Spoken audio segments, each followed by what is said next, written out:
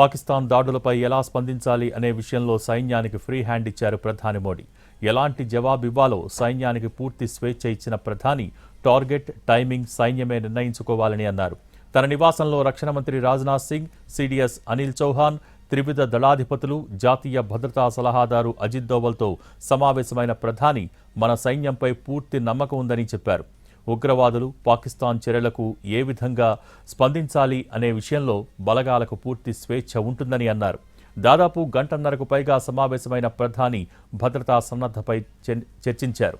ఉగ్రవాదాన్ని అణచివేయాలి అన్నదే దేశ సంకల్పమన్నారు. పహల్గాం ఉగ్రదాడికి ప్రతీకారం తప్పదు అనుకుంటున్న వేళ ప్రధాని మాటలు దీనికి బలాన్ని చేకూరుస్తున్నాయి. ఢిల్లీలో జరుగుతున్న వరుస సమావేశాలు ఉత్కంఠ రేపుతున్నాయి.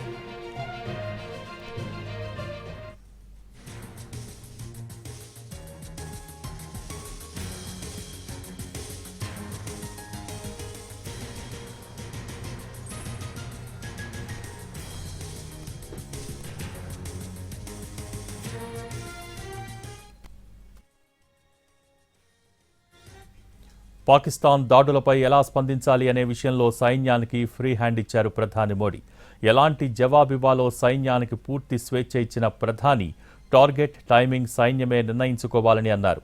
తన నివాసంలో రక్షణ మంత్రి రాజ్నాథ్ సింగ్, సిడిఎస్ అనిల్ చౌహాన్, త్రివిధ దళాధిపతులు, జాతీయ భద్రతా సలహాదారు అజిత్ దోవల్తో సమావేశమైన ప్రధాని మన సైన్యంపై పూర్తి నమ్మకం ఉందని చెప్పారు.